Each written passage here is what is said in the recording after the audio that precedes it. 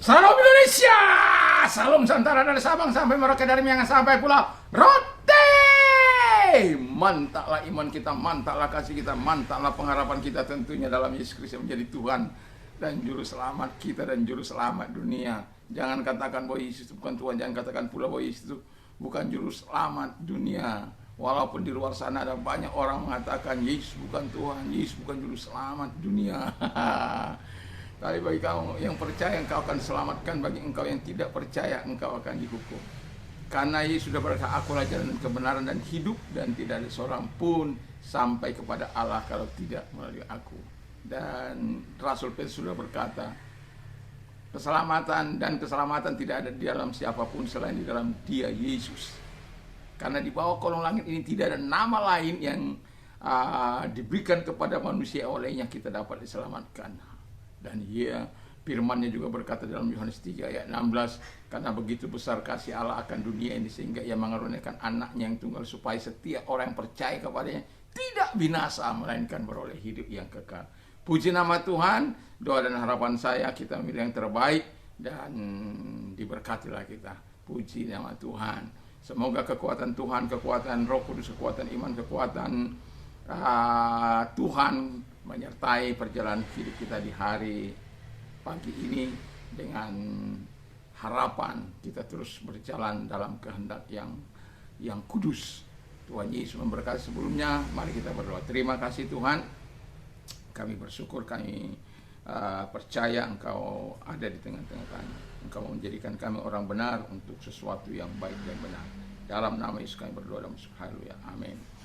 Puji nama Tuhan. Saya akan membacakan Mazmur 34 ayat 18-19. Apabila orang benar itu berseru-seru, maka Tuhan mendengar dan melepaskan mereka dari segala kesesakannya.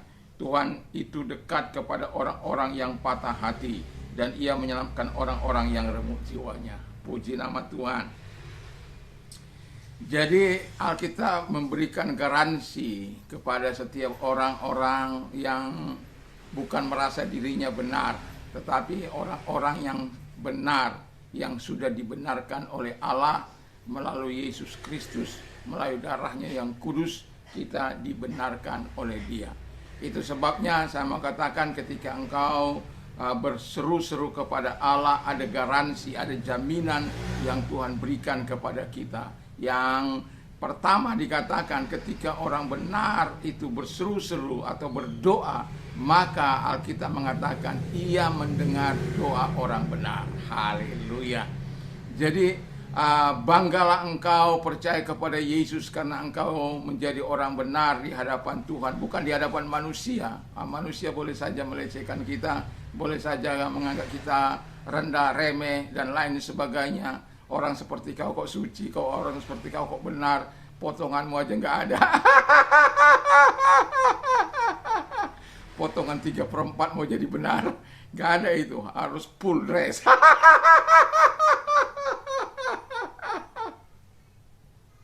Ya, tapi jangan dengarkan mereka. Tuhan saja dengarkan. Tuhan katakan, kalau engkau berseru-seru, aku mendengar. Jadi enough. Jadi kalau Bapa di surga, kalau Tuhan itu yang Maha Kuasa itu sudah berjanji demikian, percaya saja, maka engkau akan mendapat jawaban dari Tuhan. Yang kedua, kata firman Allah adalah, kalau orang benar itu berseru-seru, Tuhan melepaskan mereka dari kesesakannya. Wah, pastilah ya, setiap orang benar pastilah pernah mengalami kesesakan. Bukan karena orang benar lalu semuanya enak-enak, lalu semuanya serba ada, tidak. Tetapi jelas bahwa Allah memberikan kepada kita kemampuan untuk menikmati yang sesak-sesak itu. Artinya, kalau kita lihat bahwa aku menyertai engkau dalam kesesakanmu, itu jaminan Tuhan. Tapi juga berkata Tuhan, aku melepaskan engkau dari kesesakan, itu jaminan Tuhan. Jadi kalau kita lagi sesak, kita katakan, aku menyertai engkau di dalam kesesakanmu. Dalam Mazmur 19 ayat 15 itu. Jadi kalau kita berseru kepada Tuhan, Dia jawab. Nah, dan Dia sertai, Lalu kemudian yang jelas pasti dia lepaskan. Tetapi Anda disuruh dulu menikmatinya. Tapi Tuhan menyertai. Tapi kalau Mazmur 50 ayat 15 di sana katakan, berserulah kepadaku pada waktu kesesakan, aku akan meluputkan engkau, dan engkau akan memuliakan aku. Wow, mantap kan? Jadi memang Tuhan yang menyuruh kita berseru-seru kepada Dia. Memang Tuhan yang menyuruh kita berdoa kepada Dia. Dan memang Dia yang berjanji, kalau engkau dalam kesesakan, datang padaku. Makanya Yesus berkata, marilah kepadaku wahai kamu yang letih lesu dan berat, aku akan memberikan kelegaan bagimu. Pikul laku yang kupasang, dan belajarlah kepadaku, karena aku rendah hati dan lemah lembut, dan jiwamu akan mendapatkan ketenangan. Bebanku itu enak dan ringan. Wow, mantap. Itu dalam Matius 28 ayat 20, Matius 11 ayat 28 29 sampai 30 itu. Jadi bersyukurlah kalau engkau menjadi golongan yang dibenarkan oleh Allah. Bersyukurlah kalau kita mendapat jaminan yang begitu luar biasa. Itu sebabnya jangan keluar dari golongan orang benar. Jangan keluar oleh karena godaan dunia ini, oleh karena godaan si setan, oleh karena keinginan-keinginan daging yang ditawarkan yang mungkin menggiurkan. Jangan keluar. Karena ketika kita keluar dari golongan orang benar, hak kita secara otomatis akan hilang. Jadi ya berserulah ya kepada Tuhan, dan ingat bahwa orang benar itu, orang-orang benar berdoa pasti dijawab oleh Tuhan. Jadi kalau orang-orang benar berdoa pasti dijawab oleh Tuhan. Sudah seharusnya kita mau, ya itu tema tadi, tema kita, orang-orang benar berdoa pasti dijawab oleh Tuhan atau didengar oleh Tuhan. Lalu yang ketiga, kata firman Allah adalah Tuhan dekat kepadanya. Wow. Jadi orang-orang benar itu tidak akan ditinggalkan sendiri. Orang-orang benar itu di kala kesesakannya Tuhan dekat kepadanya. Makanya berserulah kepadaku waktu aku berkenan, ya. Jadi kita berseru kepada Dia, dan Tuhan itu dekat kepada orang-orang yang benar yang berseru kepada Dia. Coba saya baca dulu Yesaya 55. Carilah Tuhan selama ia berkenan, ditemu ayat yang ke-6, Yesaya 55:6. Berserulah kepada yang selama ia dekat. Jadi ia dekat kepada orang-orang benar itu. Jadi jangan karena godaan dunia ini, godaan hawa nafsu, kita menarik diri dari golongan-golongan orang benar.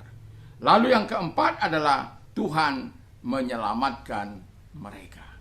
Dari kalau Tuhan menyelamatkan kita, puji Tuhanlah ya, karena kita golongan orang benar, maka kita akan mendapatkan pada satu tempat yang baik, pada satu tempat di mana Tuhan, yang di mana Yesus berkata, di tempat di mana aku berada, kamu pun berada. Wow.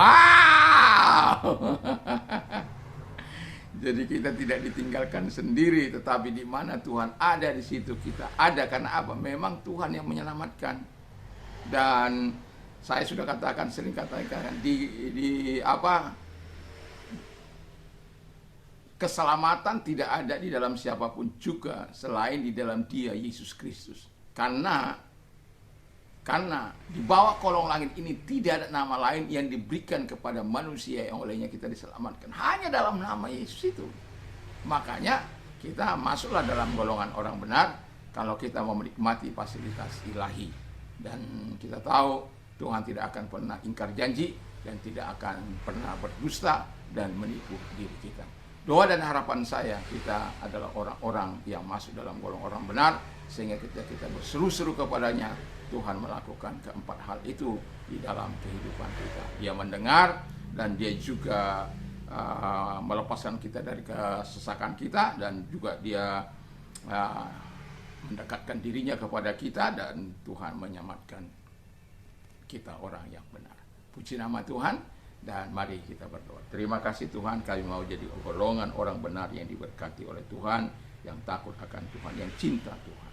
Terima kasih. Kalau engkau sakit, saya mau berdoa bagimu dalam nama Tuhan Yesus.